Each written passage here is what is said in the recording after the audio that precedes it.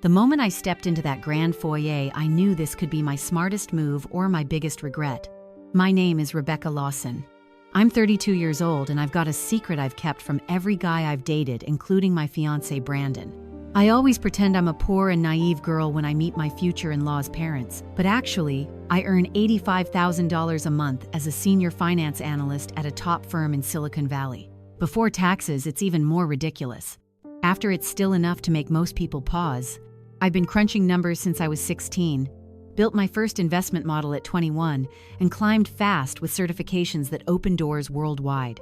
I hold stakes in startups that could multiply my wealth overnight.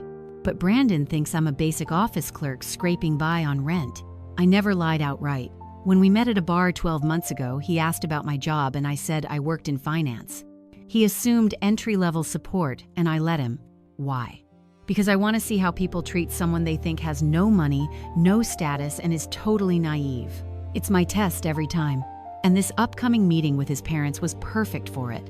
I drove my beat-up Honda up their winding driveway in Beverly Hills wearing a plain sundress from a discount store, cheap sandals, and no jewelry except a simple chain. Victoria Hayes's eyes scanned me head to toe, her lips curling into a forced smile that screamed judgment. She leaned toward Brandon and whispered something sharp, thinking I couldn't hear, but I caught it all. She said I looked like the cleaning staff who'd taken a wrong turn. That's when I realized this evening would reveal everything.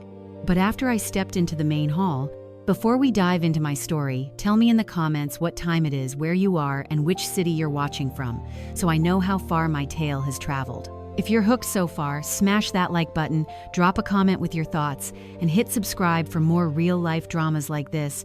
It really helps the channel grow and means the world to me. 12 months earlier, I was at a crowded bar in San Francisco when Brandon Hayes approached me with a confident grin. He was charming, asked what I did, and I kept it vague, said I handled finance tasks for a team. He nodded, assuming it was low-level admin work, and I didn't correct him because that's how my test starts. From there, our dates built up, and he never probed deeper into my life. I live in a small apartment, drive that old Honda, and shop at regular stores all by choice. My grandmother, Evelyn Lawson, raised me after my parents died when I was 8. She lived modestly in a quiet suburb, cooked basic meals, and avoided flashiness. Only after she passed when I was 23 did I learn she was worth millions from smart real estate flips and investments. Her letter to me emphasized that true character emerges when people believe you offer nothing when they think you're not worth noticing. That's the gift of being underestimated. So when Brandon mentioned his family was eager to meet me and hinted at getting serious, I decided to apply her lesson. I'd show up as the unassuming girl he pictured in simple clothes, speaking humbly about my supposed struggles. I'd observe their treatment of someone they deemed inferior. Have you ever doubted if a partner's family sees the real you, or if their warmth is conditional? I needed certainty because marrying him meant joining his world forever. When the invitation came for dinner at their Beverly Hills mansion, I prepared, carefully pulled out my plainest outfit, skipped makeup beyond basics, and reminded myself this was about truth. Brandon picked me up, kissed me quickly, but I noticed his glance at my dress, a flicker of unease he hid. We drove in silence, mostly him talking about his marketing job, unrelated to the family real estate business, which he avoided discussing. Arriving, the place was over the top gates with custom engravings, lawns like a golf course. I stepped out, ready to watch. That Friday evening, I parked my Honda amid luxury cars lining the driveway. Brandon led me inside, where Victoria Hayes stood like a hostess at a gala, her designer gown, impeccable hair in a stiff updo. Her handshake was limp, dismissive. Then Lindsay Hayes swept in, late diamonds glittering on her neck and wrists, greeting me with a cold nod before ignoring me for a chat with Victoria about some fundraiser flop. Gregory Hayes gripped my hand firmly but tiredly, his eyes sharp yet distant. Douglas Fletcher, introduced as a longtime associate, studied me curiously, almost recognizing something. The dining room screamed excess, a massive table with silk chairs, settings with multiple utensils I'd rarely seen. Victoria commented on my unfamiliarity with such setups, her tone pitying. I replied that good company matters more than silverware. Lindsay smirked over her wine. Soup arrived, something exotic and pricey. Victoria quizzed my upbringing, a modest Oregon town raised by my grandmother after my parents' early death. She murmured sympathy that sounded insincere, implying lack of proper guidance. Lindsay pressed on my grandmother's work. I said small investments, nothing flashy. Truth was, Evelyn built a portfolio worth fortunes. Victoria nodded at my finance job, calling it sweet support work. Brandon shifted but stayed quiet. Then Lindsay mentioned Natalie casually said she'd seen her recently business booming. Gregory cleared his throat uncomfortably. Victoria elaborated that Natalie Russo was Brandon's ex for years, perfect fit with her family's import firm aligning for real estate deals. Photos on the wall showed her arm in arm with Brandon at events. Lindsay added Natalie was single, perhaps waiting. I said she sounded impressive, throwing them off. Victoria recovered, noting I might feel out of place from my background. I asked what she meant. She said some live, ordinary lives without advantages, no shame in being average. Brandon finally mumbled she was just protective. Gregory steered to hobbies. I mentioned reading and walks. Lindsay called it quaint. Douglas defended simple joys, asking my grandmother's name, Evelyn Lawson. He nodded thoughtfully. The meal dragged with more digs, Brandon defending weakly, Gregory silent, Douglas observing. Dessert ended it, but I'd seen enough snobbery to confirm my doubts. Later that night, after coffee announcements, I excused myself for the bathroom down a long hall. Passing a cracked door, voices stopped me, Victoria's sharp tone and Lindsay's agreement. I edged closer, hidden. Victoria insisted they handle the situation fast, couldn't let Brandon commit this error. Lindsay scoffed, thought it was a fling like his college phases. Victoria said this threatened their plans. The merger with the Russo family was critical now. Natalie Russo's import business would infuse cash into their over-leveraged real estate chain. Gregory had expanded too aggressively, debts mounting. Brandon was supposed to string Natalie along for the deal, gaining access to her distribution networks. Lindsay laughed that he seemed attached to this naive clerk, a placeholder until terms finalized. Victoria planned to push an engagement soon, then fabricate a scandal to dump me once Natalie was locked in. Lindsay asked what scandal. Victoria said they'd invent one, maybe financial fraud or a hidden past. They called me too, trusting. Grateful for Brandon's attention, stupid enough not to suspect. My pulse raced, but I slipped away silently. In the bathroom mirror, anger steadied me. They underestimated me completely. Back in the sitting room, furniture shifted for toasts. Brandon looked anxious, took my hands, admitted, his family overwhelmed, but said he wanted me. He knelt, pulling a gaudy ring, diamond hazy setting off. I understood the trap. Public commitment to buy time for their scheme.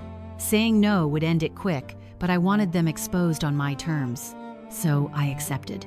Victoria clapped enthusiastically. Lindsay congratulated frostily. Gregory patted Brandon's back. Douglas eyed me knowingly. Champagne flowed with talk of gala planning, fundraiser venues, potential ties, though Gregory faltered on what I brought. Brandon stayed close, acting devoted. If I hadn't overheard, I might have bought it. As he walked me out, he asked if I was fine, promised they'd warm up. I said I was tired, drove off with the ring and resolve forming. The next morning, I dialed my best friend Kristen Weber while brewing coffee. She listened as I recapped the dinner digs and overheard plot, her voice rising in outrage. We met years ago at a finance conference. She's a data whiz who spots patterns fast. Together we dug online public filings, showed the Hayes real estate firm in deep water, rapid growth, leading to massive loans, franchise renewals shaky. The Russo partnership wasn't optional, it was survival. But deeper expense logs hinted irregularities.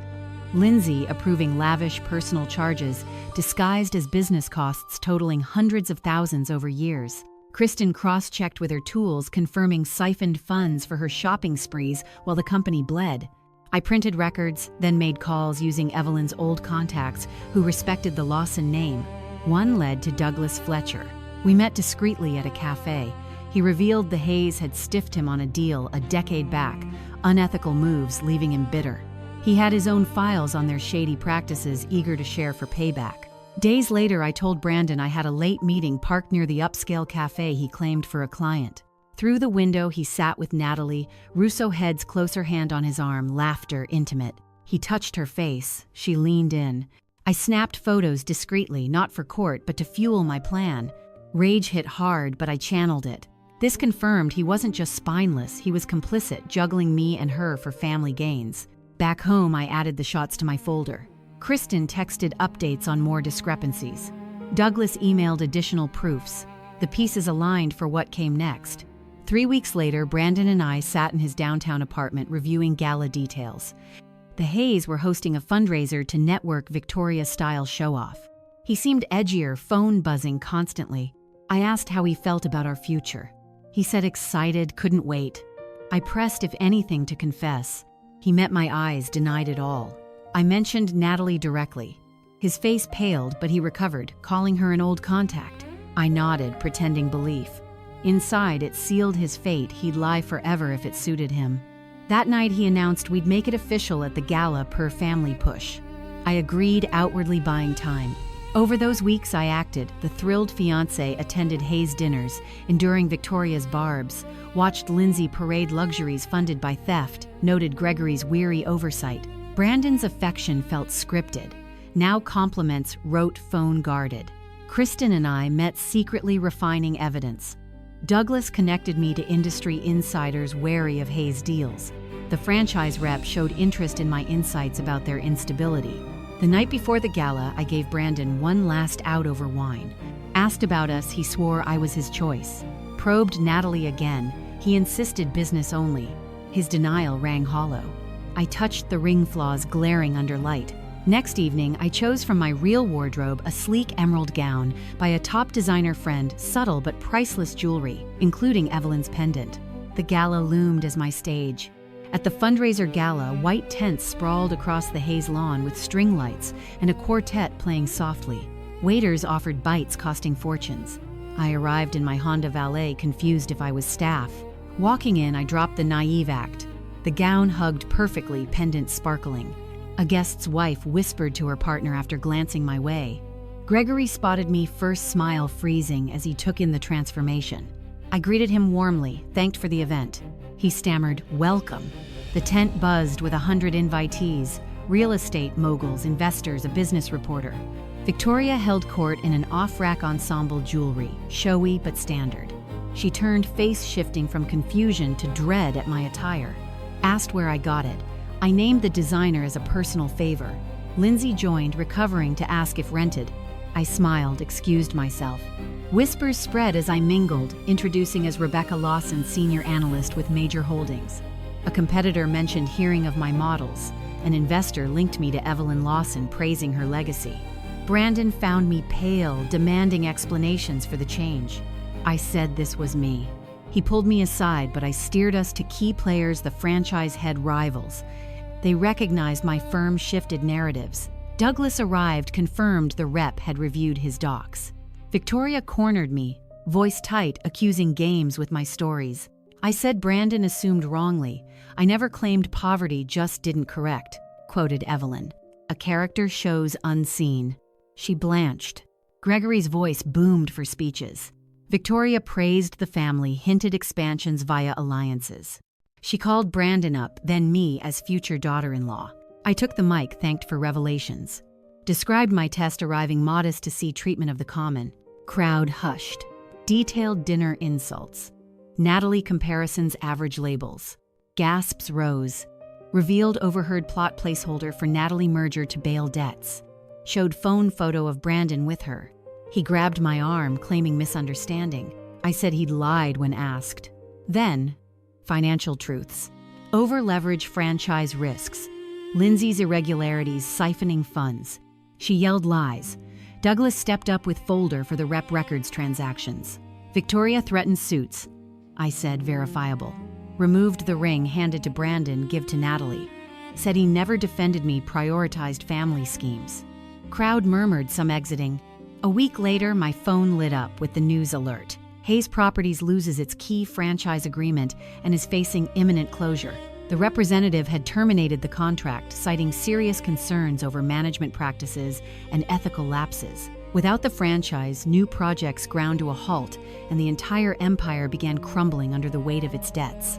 Former business partners came forward with their own complaints, triggering an official IRS audit into the financial irregularities. Lindsay's systematic siphoning of funds quickly escalated into formal charges, and her husband filed for divorce? Right in the middle of the public scandal, Gregory announced his early retirement, looking utterly defeated in every photo that surfaced.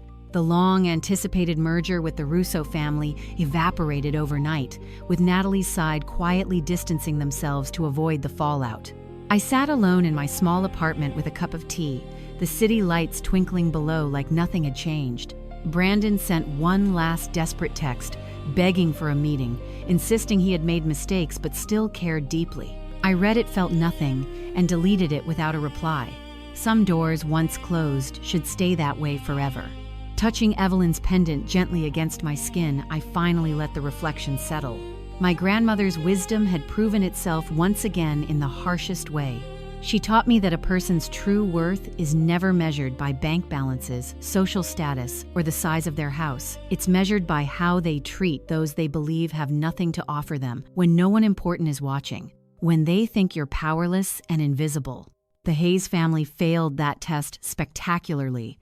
They judged me by what they assumed I lacked, manipulated without remorse, and believed their money and connections would shield them from any consequences. In the end, their arrogance and deception brought everything down not because of me, but because of who they truly were. This story isn't just about revenge or exposure.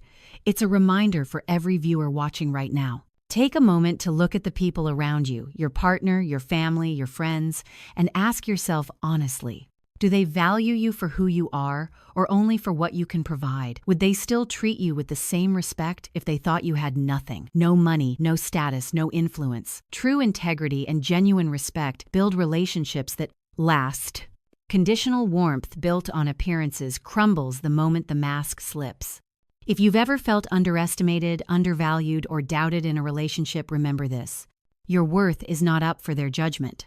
You don't need their approval to know who you are. And sometimes, the greatest gift is seeing someone's real character before it's too late. Thank you for staying with me through this journey. If this story made you think, reflect, or even reevaluate something in your own life, please share your thoughts in the comments below. Have you ever tested someone's true character? Did it change everything for you? Your stories inspire me, and they remind us all we're not alone. Like, subscribe, and turn on notifications so you never miss the next real-life drama that might just save you from heartache.